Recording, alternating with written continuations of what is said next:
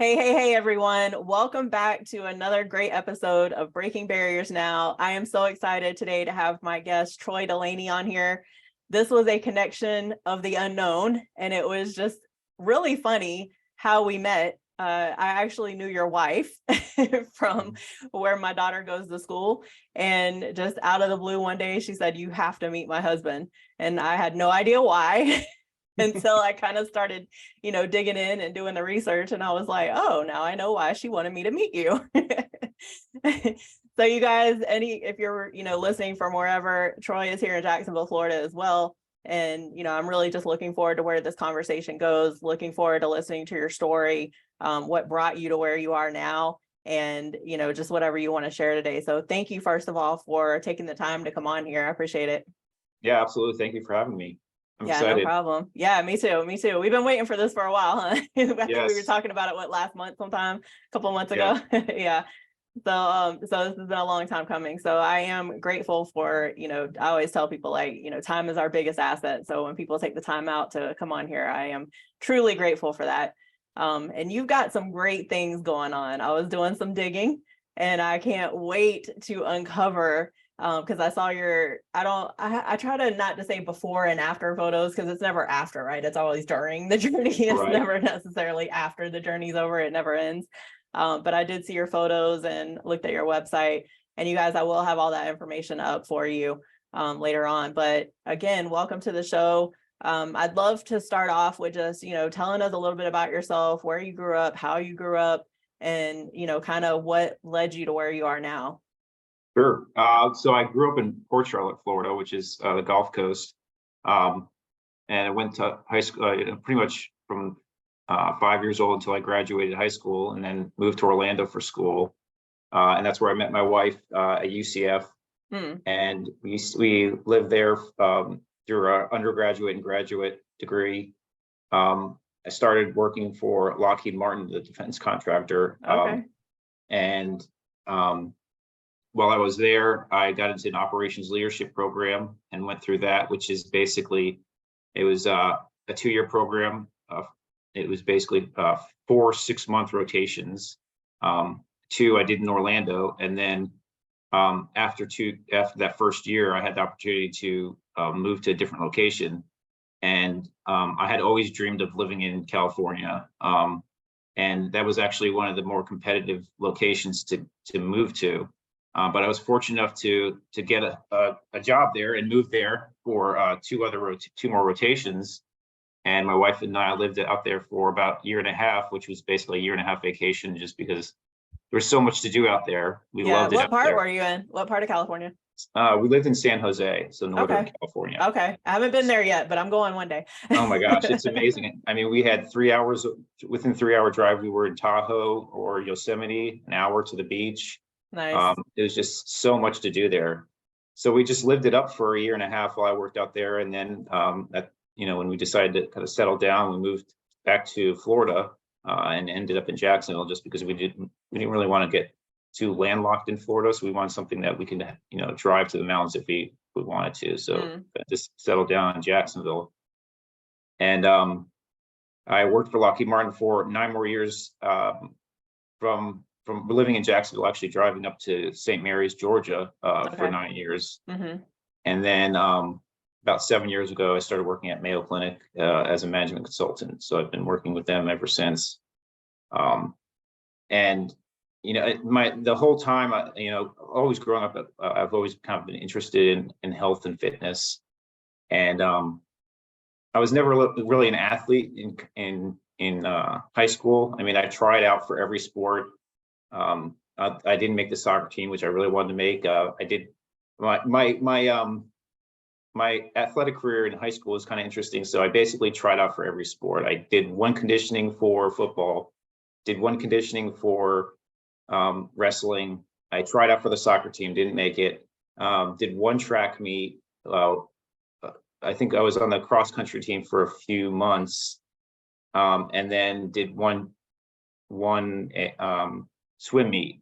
So I tried out every sport, just never stuck with anything. I was just never an athletic person, and I was never really in shape or anything like that either. So just never really got, I've always interested in health and fitness, but I just never really got into it from an athletic standpoint. I gotcha. But out of that, what you just said, that shows a lot of grit, because you tried everything. You could have stopped after that first one, right? But you kept trying. So that, I mean, that says something about you already. You don't quit very easily, obviously. And that's kind of what got me into, the whole rabbit hole I went down as far as, mental toughness and doing some kind of crazy races down the road. I've done some triathlons and some Spartan races and some 12-hour adventure races. I've done all kinds of things that kind of spurred the interest. Like, I was interested, I was trying different things, and just, kind of pushing myself a little bit. But I don't think it really, it really didn't take place until, so we were out in California, and I was training for a triathlon, and someone told me about a book called Paleo Diet for Athletes. And I had never heard of the Paleo diet, and someone just said, this is a good way, you should check this out and see if it helps with your training. So I decided, I'm going to give it a try. So I did the Paleo diet for 30 days. And after that, I actually had abs, which I've never seen abs in myself before. And I was like, man, if I could do this with just changing my diet for 30 days, what else am I capable of? And I think that really spurred my journey into digging into health and fitness. And I think that's really what got me on track on exploring all the different, what's out there as far as getting different lifestyle factors to improve both mental and physical fitness. Yeah. So here's a question that I have, because I do a lot of nutrition coaching, and I'll have people that come to me after they've tried like the paleo diet or the keto diet or something. And they all, you get results from them, obviously, because it's usually teaching you how better habits, right? Right. But exactly. When people come to me, it's because they don't know what to do next, right? So that's where I usually kind of grab on and say, okay, this is what you have to do now in order to make this a lifestyle. So my question is, did you stay with the paleo diet, or what did you do after that? So that's, and I'm not a big, I like the paleo diet, but I think it's a good starting point for people because it cuts out all processed food. Currently, I'm not 100% paleo, but I think it's a good way to start because you're cutting out basically all mostly refined carbohydrates. It allows you to, it's basically a binary thing. Yes, I can have it because it's a whole food. No, I can't. And it just makes selecting food a lot easier. Then once you go through that, at least 30 days, you really do start to see results. And again, like you said, it's just really, you're cutting out processed food, which pretty much every diet is really doing. And if you do that, you will see results. So it's a good jumping in point. And then I started reintroducing different foods to see, how does my body feel when I eat wheat? How does my body feel when I eat dairy? And then you can actually kind of test things out and see what's really working for you, what makes you feel good, and what helping with like brain fog and because a lot of times foods can trigger that kind of stuff, and you don't know until you cut it out and then reintroduce it. Yeah. So now I stick to more of a whole foods diet. It's similar to paleo, and I try to control the amount of carbohydrates that I have, but I don't limit it. I don't. Right. Don't limit so you don't restrict yourself, you just kind of implement it when you need it, right? Right. Yeah, exactly. Yeah, that's good. That's good. So you went from trying all those sports and not really progressing in those, but then so how old were you when you kind of went into the paleo and started training for the triathlon? So that was mid-20s. Okay. And that was about 2008. 2007, 2008, when I started really getting into that. Okay. And it helped me just understand how nutrition plays for performance. How does it make you feel when you're, what will get you going through the harder times, and how does your body react if you're just running off of fat instead of carbohydrates. So it gave me a good kind of dial that I can turn to determine, what did I need to do for my performance. Yeah. That's good. So with your upbringing, I'm going to go back just a little bit, like with your upbringing, because we didn't really touch on that too much. Like, was there any kind of barriers that you had to break? Because you said you weren't really in shape back then. Like, what were some of the things, even mental barriers, that maybe you had to break just kind of going through maybe high school or college or whatever? Yeah, so looking back on it now, it was always, I think, just like a self-doubt, like I couldn't do this. Mm, I think I would just wouldn't I would try and try something and then just think, oh, I'm not gonna be able to do this because I'm not gonna be able to win. Or my first track meet I did, I came in last place. So I think it just kind of set me back and thinking, I didn't realize what I was actually capable of mm, when I was young. And if I had the opportunity to talk to my old self, I would be like, you got to push yourself a little harder, and that's where you have these mental barriers, and once you actually get past one of the mental barriers, you kind of see the light and say, oh, look, I can push myself harder than I thought. right. And I didn't have that mindset when I was growing up. Yeah. The reason I asked you that is because, I mean, especially, we don't know who's going to listen to this, and there could be, teenagers out there, or, young adults or whatever. And I think it's always important to kind of touch on that because, with a lot of things that I do and probably you do is kind of, we can't go back in time and change anything, but if we can pay that forward and just say, hey, don't quit, don't give up, just keep kind of pressing forward. If it's something that you really want to do, then, that's what it's for. So that's why I asked that question, just kind of curious. Yeah, I mean, exactly. It's all about just pushing yourself a little farther than you think you're capable of, because what you end up finding out is, you know what, I can do this. I'm more capable than I actually thought I was. Mm-hmm. And that kind of runs through all the different things I've done in the past. It's always like, what's pushed me a little farther. And it's really just the mindset that I can do more than I actually believe I can do. And the only way to find that out is actually push yourself beyond that point where you think I can't do this. And if you just keep going a little more, you'll see that there's a lot more to it than what you believe. Definitely. Yeah. I have a saying, it's not failure until you quit. Like That's we can right. make all the mistakes in the world. It might take us 20 years to get where we want to go, but until we quit, it's not a failure, right? So kudos to you for not quitting. It's all learning opportunities. I mean, you learn from it and you just keep moving. Right. Yeah. So That's awesome. All right. So, and you said you worked for Lockheed Martin. So I'm very versed in Lockheed Martin. I was in the Air Force and I worked on airplanes for about 14 years. So we had very versed in Lockheed Martin. So that was interesting when you said that. I don't know if you noticed, but I think my eyes probably perked up like, oh, I know that one. Right? I knew you had a military background. I remember my wife saying that. Yeah. So So it's funny how that kind of came up. But now you said you're working for the Mayo Clinic as a management consultant. So talk a little bit about that. What does that look like for you? So it's funny. It's actually very similar work that I did at Lockheed. So Lockheed, I was a black belt, which is basically a Lean Six Sigma black belt, and I did a lot of process improvement projects.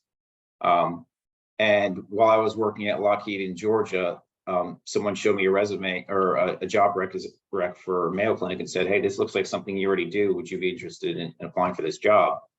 And I was like, wow, Mayo actually has process improvement built into their culture. They better. Yeah, They yeah. better. And I realize that it's been embedded into their culture for like 70 years. I mean, the Yeah. department I'm in is been built into it. So I applied for the job and I was fortunate enough to get it. And so basically what I do now is the same thing. It's just before with Lockheed, it was more like manufacturing for process improvement projects. And now I'm obviously working in the healthcare setting and doing similar work, just looking at workflows and how can we make things more efficient and improve the outcomes and everything like that. Mm-hmm. I like that. That's awesome. So, but then you started your own thing on the side too, because you have a Yes. website, you have social media. So talk a little bit about that. Like what got you started there? So that's the passion for just health and fitness has always been there. And in 2008, I kind of started my own company just to.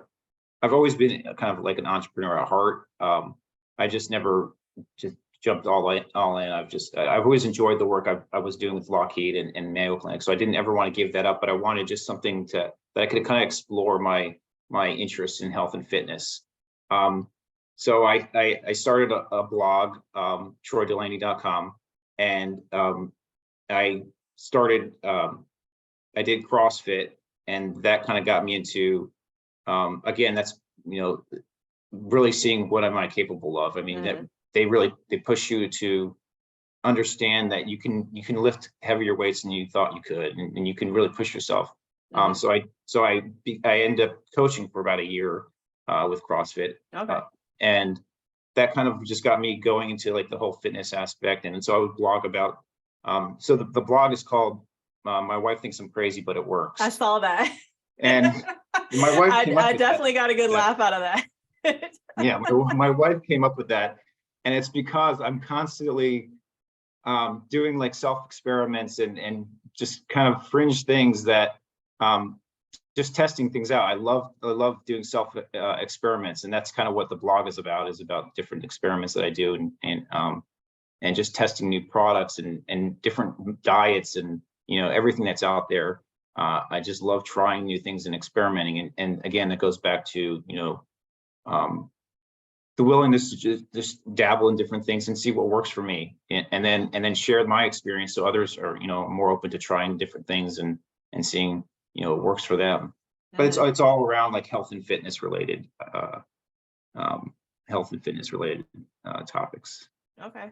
So is it just the website, or you have like a YouTube channel? I didn't notice that if you did. So I do have a YouTube channel. I don't create much content. I'm wanting to do more YouTube channel stuff. It's more blogging, and then I do run 5 different Facebook private groups on health and longevity. So I just have, that's what my main interest now is, more like health and longevity related. So how do you live as long and as healthy as possible? And just different lifestyle factors behind that. So I run a couple different private groups that are interested in that kind of stuff. Yeah. So what are some tips that you have? Because I know I've looked at your website, but I'm not gonna spill that. I'm gonna let you do it. What are some tips that you have for people? Because we're all kind of looking to, I think, that longevity factor, right? Like I tell people all the time, like, I can't omit everything, right? Like I was in the military, I've been in contact with a lot of chemicals. I mean, who knows what could happen later. But if I can do, whatever's in my control. So if I can eat better, if I can exercise more, if I can, do the mindset stuff and try not to get too stressed and overwhelmed, those are things that I have ultimate control over, right? So with you, what are some tips that you give people when they're looking for that longevity factor? My biggest thing is I like to stack things on top of each other, like multiple habits, so that I get the most out of what I'm doing. And my morning routine is probably the perfect thing that kind of explains this. So every morning, get the kids ready, and everyone goes to, my wife goes to work and the kids go to school, and then I walk my dog. But instead of just walking my dog, I'm doing multiple things. So I'm getting out in nature. I'm getting morning sun exposure, which is super important for circadian rhythm, and just, it not only will improve sleep, but it just helps reset your body, and you just feel good. Right. So I get that. I get my dog walked. While I'm doing it, I carry 60 pounds of weight, so I'm rucking. I'm not sure how familiar you are with rucking, but I think I'm you familiar. probably, yeah. Yeah. And that's a big thing in Jacksonville too, apparently, because Go Ruck is right down the road from us. Yep.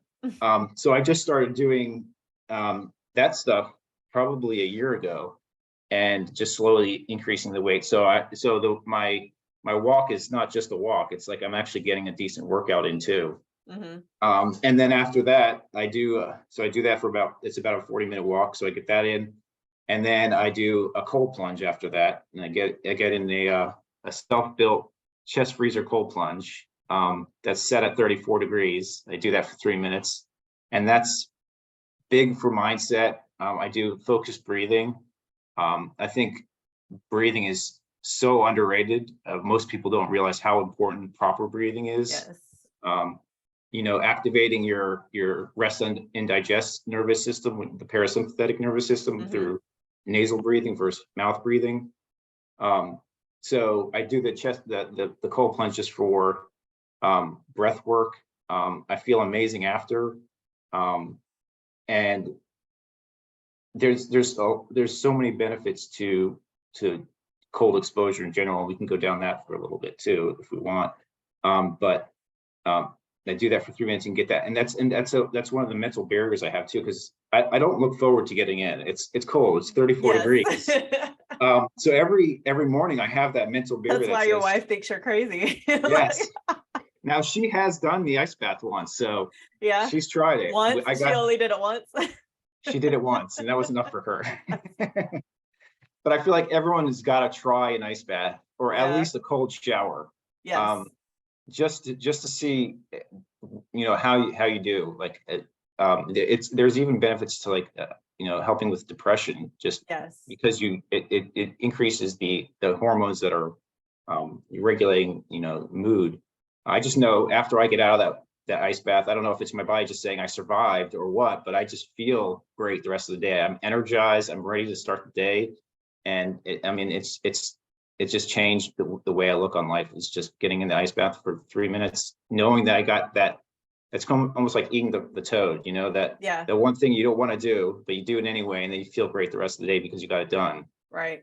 Yeah. And that's something that I talk to people about all the time too. And probably you have the same conversations where it's like, I don't always feel like going and exercising, right? Like if I went off of how I felt, I probably would just, sit on the couch. But I know it kind of like what you said, it's like, I know how I'll feel after the fact, right? So even if maybe my body's aching or I have some, some pain going on or something like that, I know that I will still feel better mentally if I go get it done. So I love what you said about that. There is a ton of research out there on, cold water first thing in the morning.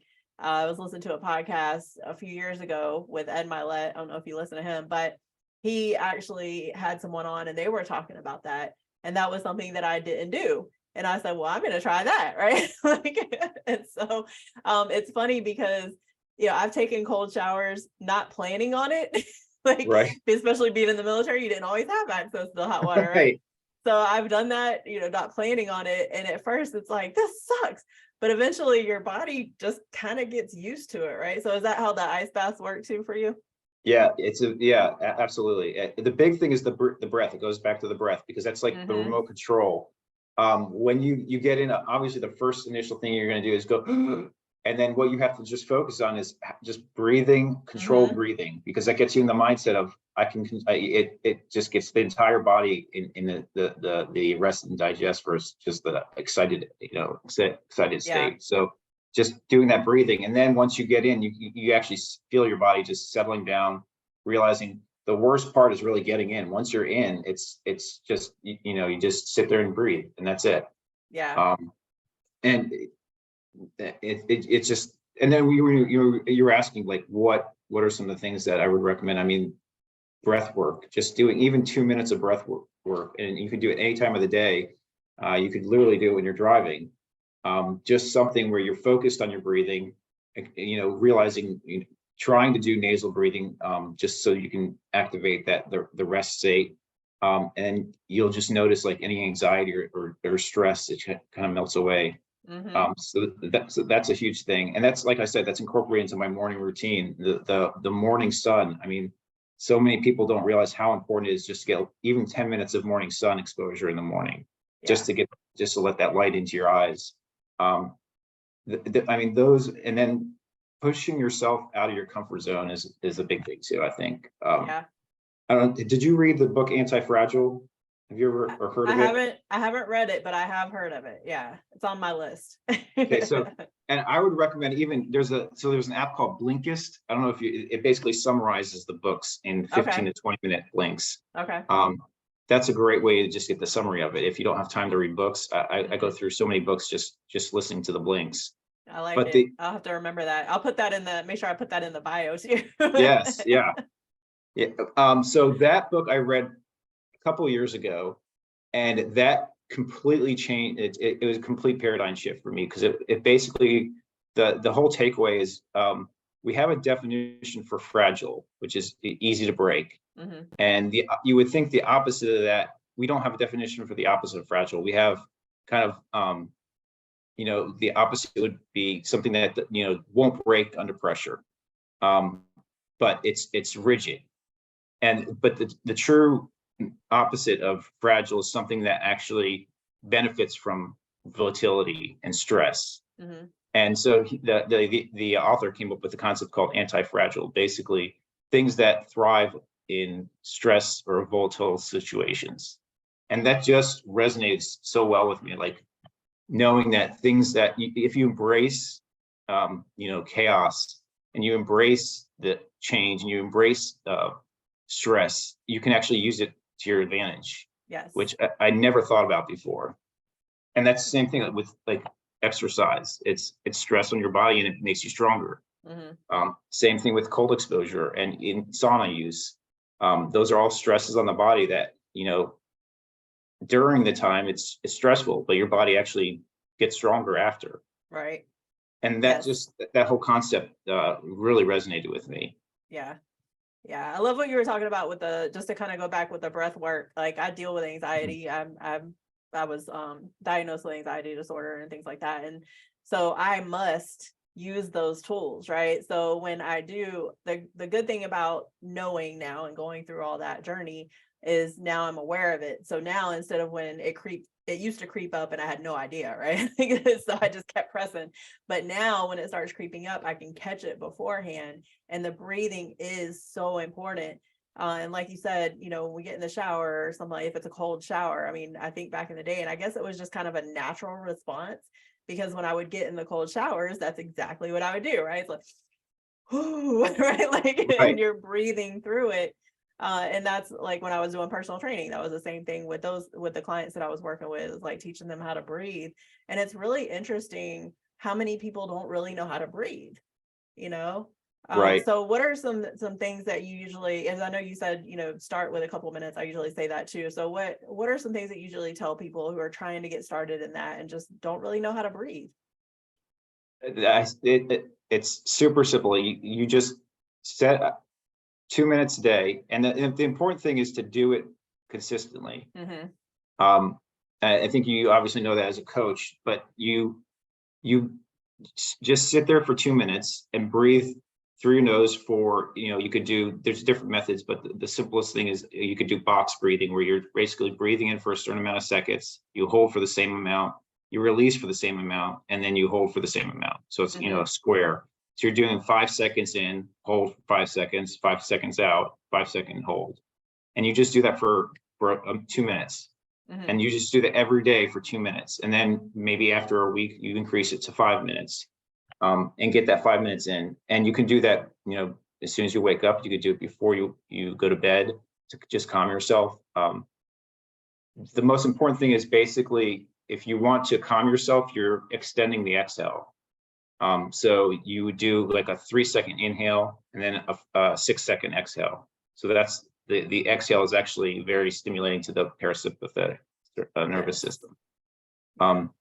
So you could do the box breathing, or you could do the 3 seconds in, 6 seconds out. Mm-hmm. And the reason I say the consistency is because you're building that habit. And the whole point of doing this kind of stuff is so that you're kind of inoculating yourself to stress, or you're building that routine so that when something does happen where that anxiety kicks in, or you're in a weird situation, or you don't know what to do, it's just a habit. Your body just automatically does that breathing, and you've got it built in. Yeah. And that's why it's so important to just build that habit, and just do, and start small. Just do something simple as simple as just 2 minutes a day, and work your way up. Yeah. And that is so on point, because I always tell people, like, life happens, like we can't plan. I teach people how to plan their meals and do those things, but I'm sorry, we cannot plan for life, especially if we're parents, or, we work for somebody or whatever. Like, we can't control outside circumstances. Like, I was in 2 car accidents last year. Like, I couldn't control that. Right. But now that I had practiced the breathing, like anytime I do have a stressful situation, and I actually talk to people like who have hypertension, I tell them about this, because a lot of times they get stressed out just putting the cuff on their arm, right? Because this is something they've been dealing with. And so that adds stress, and then their blood pressure is high, right? And so I'll tell them, like, hey, take a few breaths before you actually, if you go to the doctor, take some breaths before you go in, right? Or if you're at home and you have that blood pressure cuff on, make sure you take a few deep breaths before you actually start. And it's interesting how that affects, just our blood pressure and our pulse, and that should tell us something, right? That's our heart rate. So that Right. should tell us something right there. So I definitely, I appreciate you for being an advocate of that and helping, get that word out, because I always say I have a voice, but when we have, 1,000 voices kind of saying the same thing, that makes it a bigger Something, impact. there might be something there if you have Yeah, multiple people are saying it. exactly. And then what you said about vitamin D is really good too. When COVID came about and everybody was kind of sitting inside, I had actually researched vitamin D, and I was in medical school for a little while too. And so we actually had to study that stuff. And it's, vitamin D is a direct correlation to depression, Right. right? Oh, So yeah. when people are just inside all the time, which is what was happening during COVID, and I was just like, oh my God, get out, right? Like get outside, because a lot of people were getting depressed and kids were getting depressed, right? So what you said about that is so true. Being able to get that first thing in the morning, I always tell people, like, if you can carve out 10 minutes, get outside, Mhm. that's huge. Oh, yeah. Yeah. I think just if you can start your day with just some outdoor, an opportunity to get outdoors, get the sun on you, and just breathe in some fresh air, I think just try it for a week, do it Mhm. for 5 to 10 minutes and see, do you feel any better after that? That's the best way to do it. The same thing with the breathing. And if 2 minutes is too much for you, then just throughout the day, just acknowledge, just check in and see how are you breathing? Are you breathing through your mouth? Are you breathing through your nose? And just check in, and that could be your breathing for that day, just to Yeah. check in and see. It's super simple things that you can do that can have huge impacts on your overall life. Yeah. That's awesome. So you have the blog, and so I'm guessing, I don't want to assume, but have you been a writer for a long time, or you just decided you wanted to start writing? No, I just felt like I had something to share that people might find interesting, so I just I started like writing. it. That's I de- awesome. I wouldn't say I'm a great writer, but the thing is, I get into the details of a lot of things. I like to, like I said, I like to do a lot of experiments, so I'm always measuring and testing, and I wear, different wearables to kind of measure different things. So my blog posts are pretty detailed. I get into all, like, what changed, what did I notice, so it doesn't come natural to me, but I just feel like there's certain things I try to share, what I've experienced and what people can kind of take away from the experiences I've had. Yeah. Um, but and then the YouTube channel is just more of it's a kind of a collaboration with my daughter. My daughter likes to make some review videos. So we'll try different products out and make videos for that. And that's kind of what I've been doing with YouTube, is just, I'm testing out different products, and my daughter likes to be part of the conversations and different food and stuff like that. So it keeps it entertaining. I love But that. That's awesome. Yeah. And I think that is important, because it sounds like you're kind of a researcher too, and I've always been like that too. And it's funny because I'm like, man, if we had video back in the day, I would have had a ton of videos, right? Because that's what I was doing. It was like trying stuff, and that's not good, maybe that is good. So I right. love that you do that, because we have to share that information, and we're going through it just like everybody else is, right? Like I never say I know everything, but I'll figure it out eventually if you give me enough time, right? Exactly. Yeah. And I'd rather be able to share that with other people, and just to, so they can kind of learn best practices and lessons learned before, so they don't have to stumble through the same thing. Yeah. At the same time, just kind of challenging people to, test things out, see how it works, and see if you're feeling different. Yeah. And just be willing to do that. And you might be surprised at what kind of things you find out about yourself. Yeah, definitely. Um, I'm trying to think. Let's see. What Wait, else is there about you that people need to know? so, well, you did mention something about during COVID, when everyone was kind of staying inside. And Mhm. another book that I thought that kind of resonated with me it's called The Comfort Crisis. Have you heard of that? Yes, I have. Because I So always tell people, welcome to the uncomfort zone when they work with me. Like, you better yes, be ready to be uncomfortable. yes. I mean, that is another book that just kind of resonated with me. I mean, it kind of goes together with Antifragile, because Mhm. the whole premise is basically our lives have become so almost easy because we're in a controlled environment. We work out in an air-conditioned gym, and we have 24/7 access to food, And we just have all these luxuries that we don't realize are actually making us weaker. Right. And just experiencing that stress every now and then of, maybe skip a meal, and see how you feel. And expose yourself to that cold temperature. If it's winter time, I'll go out and walk around in my shorts just because it's kind of an opportunity to get some of that cold exposure. But our bodies are kind of meant to have that stress every now and then, kind of. And it just talks about the different ways that you can kind of stress your body a little bit and make it stronger. And just modern life has kind of almost made us weak because we don't have those pressures anymore. It's just constant food and constant just even temperature and everything like that. Yeah. So that's just another book that really resonated with me and made me kind of think about that cold exposure and sauna use and stuff like that. Yeah. And it is something that we really need to be grateful for, right? Because, when I really kind of started diving into the whole vitamin D thing, I was stationed in England and I was an instructor up there it was 2005 to 2007. I was there.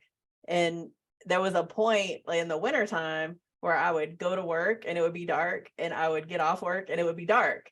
And I was just like, this sucks, right? Yeah. Oh, yeah. But I also started noticing in myself that it was causing, a little bit of depression. It was kind of, I want to be outside. I want to be where it's sunny. And I am grateful I was playing sports at that time because that really helped me out. But other than that, that's a real thing. So the fact that when we do have access to the sun, we have to use it because not everybody has that. Right. So we have to be grateful for that. But that's an absolutely great point. Going through those stressful events makes you grateful for what you have. Another thing that I tested out since I think about 2014, I was a friend of mine said, "Are you interested in doing a fast?" And I was like, "Well, what do you mean?" He's like, "Well, you do water only for 5 days." I was like, I never thought about doing that. And I'm not encouraging anyone to jump out and do a 5-day fast. Be careful with that, you guys. Yes, absolutely. Be careful with that. So I decided to try that. And what you notice is hunger comes in waves. It'll come and then it'll go away. And it'll come in and go away. And what you thought, when you're thinking you're starving, you may not actually be starving. You may be just stress. And I just learned a lot about myself. Again, it was was I capable of doing that? And if you think about doing it, you definitely should talk to a doctor just to make sure yes. Talk to a doctor before you do anything like that. Yes. But that was just another way to kind of, you realize that when you might be hungry, it may not truly be hunger. It may be something else. That's a really good point. Something that I had to point out, or I point out a lot with people too, because a lot of times we're just thirsty, but the problem is our brain doesn't know the difference, right? So in order to be able to communicate that to outwardly, our brain doesn't know how to differentiate. So I usually will tell people, especially when it's people who are kind of trying to get in better habits for eating and stuff like that, I'll say, hey, before you go out to eat, drink a glass of water, eat an apple, right? And eat something with some substance in it, or drink some water or whatever. And a lot of people just aren't drinking enough water. And so they think that they're hungry, but they're really not. And then you have the stress concept, right? If they're stressed, maybe they're stress eating. So then we have to kind of work through that too. So that's a really good point that you made on that. Yeah, and I never thought about that before until I went through that. So I mean, my thoughts have changed since doing that. I tried to do the fast every year for a few years, and then as I've learned more about it, I've kind of I guess drifted away from doing those. There's ways to do it safely with it. There's something called the prolonged fasting mimicking diet, and it's basically small amounts of calories that you would do on a recurring basis, which is much safer than doing water only. But it's just another way to kind of that I kind of discovered more stuff about myself when I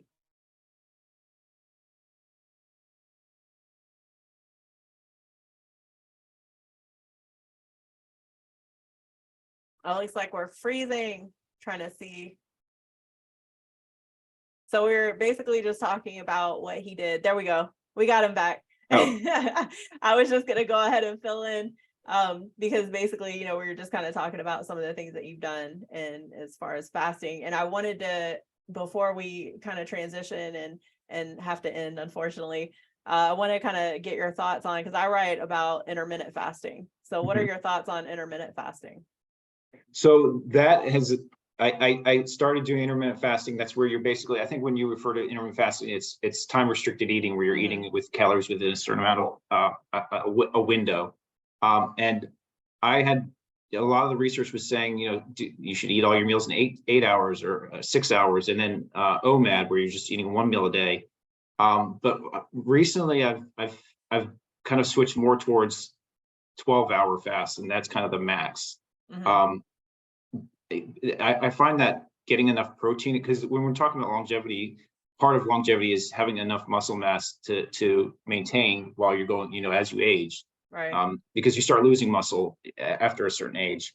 So I've been prioritizing protein more, trying to get enough protein in throughout the day, and it's hard. It's not even possible to get enough protein in if you're doing one meal a day, I don't think. Yeah, no, not very much. So I've moved towards typically a 12-hour fasting window. I think minimum everyone should be at least taking a break 2 or 3 hours before you go to bed. Yeah. I've noticed that just measuring my heart rate. My heart rate's 10 beats higher at night if I eat a meal before bed.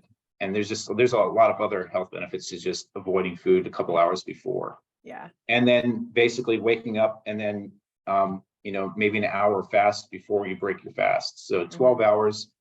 And then I think if you want to do 16, it might be okay. I mean, test it out and see what works for you. But I think at minimum, everyone should be doing like a minimum 12-hour fast. Yeah. And it's really not that extreme. I mean, you're just basically cutting out that like late night snacking.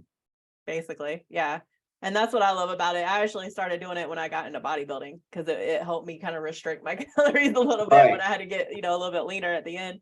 But, one of the things because you harped on protein, and, I talk about this now, but I actually learned nutrition because I was trying to get my mom off of some of the medications that she was on back when I was her caregiver for a couple of years. And so I actually learned protein for brain health because she had multiple sclerosis. That ended up helping me with our daughter, because our daughter got diagnosed with ADHD. And so knowing what I knew about protein and amino acids and things like that actually helped me with her, so she didn't have to be on medication and stuff like that. So protein is key. And I always say protein is king, because it's hormones, it's brain, it's every single cell in our body utilizes protein. So, most people, from what I found, don't get enough protein. And so that's why I have people track their foods, because I'm like, well, we don't know unless we, kind of figure it out. So I'm really glad that you brought that up, because that's a huge point. We need protein. Yeah, 100% agree. I mean, it's, and I honestly, when I started tracking it because I didn't realize that I wasn't getting sufficient protein in. You don't really realize it until you start actually tracking it. That's why it's good to just track your food for a week, just to see how many calories are you really taking in, how many of those calories are coming from protein. You just don't know until you track it. And it's, it's a little bit of a pain to do, but just doing it for a week, it really opens your eyes to, like, are you eating sufficient protein? Or are you getting too many carbs? Or are you getting too little carbs? The only way to really find out is to track it. So yeah, but that's why. Yeah, I mean, that's a great point. That's usually I'll ask people, like, if anybody's ever had a car that didn't have a gas gauge, or if a gas gauge was broke, because I have had one of those and I've ran out of gas, right? And I'll always tell people, like, well, if you don't, if your gas gauge is broke, which is basically what food tracking is, your gas gauge is broke because you're not seeing how much fuel you have, then you don't know. And that's why people get tired. They're just lethargic. They work during the day, they don't eat. And then they wonder why they're crashing, or they're just really tired. And then what do? They turn to coffee and caffeine and, all these other things. And in reality, they just have to learn how to eat better. Right. Oh, yeah, absolutely. I mean, I could go on and on about nutrition. I know, right? I think we could probably turn this into an easy 3-hour conversation.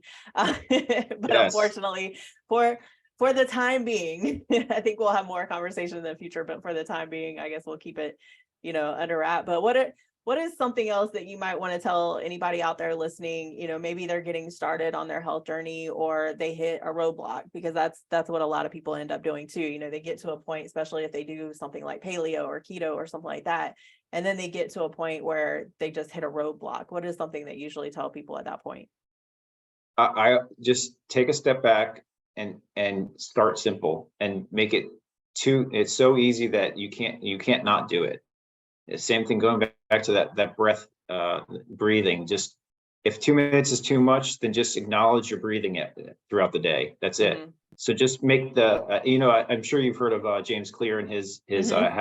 habit book. Atomic Habits. Yep. Yes. Yeah. I mean, that's like pure gold right there. Is just start Yes, it small, is. start small, and just, and be willing to test different things out, because Yeah. everyone's different. And if you try and find out what works for you, you're going to be more successful if you're willing to try different things. Definitely. And the last message would be, just step out of your comfort zone every now and then. Whether it's, if you're nervous about talking to strangers, talk to a stranger every now and then. If it's taking a cold shower, whatever it is, just get a little bit of the volatility in there to become anti-fragile and stronger from the stress versus making you weaker. Yeah. I love that. All right, so tell everybody out there how to connect with you. So Instagram is antifragile.fit, and then my website, troydelaney.com. Those are the two best ways. Awesome. So. And like I said, I'll make sure I have all that for people to click on. And just for anybody out there listening, the book that we were talking about lastly was called Atomic Habits. And one of the things that he talks about is, there was a guy that went to the gym and he would just park and go in for like 5 minutes, right? And he would leave. He would have a 5-minute timer and then he would leave. But what he was doing was he was establishing the habit of going, right? So Exactly. that's, it seems like you and I are, we completely agree on that, because you can't get started unless you actually start. you will not achieve anything unless you actually start. And I always tell people, don't wait for perfect conditions, because it'll never be perfect, right? Even with this podcast, when I first started, I didn't know what I was doing and I wasn't that great at it, right? But I had to keep going, and we just get better as we go. So again, I really appreciate you coming on today. Definitely looking forward to getting to know you more, especially since we're in the same city, and seeing what else we can do together. So love it. Sounds good, Jody. It was great talking to you. Yeah, you too. Take care. Yeah, you too. All right, everybody. Thank you so much for listening in. This has been another episode of Breaking Barriers Now. My guest today was Troy Delaney from Jacksonville, Florida. Thank you again, Troy, for joining me today. Thank you guys for listening in. Thank you for being a part of this journey that I'm on, and for supporting this podcast, Breaking Barriers Now. Make sure that you subscribe to the YouTube channel, Jody Watkins Inspires, and make sure that you follow the podcast, Breaking Barriers Now, on all podcasting platforms out there. Thanks again, you guys, and have a blessed day.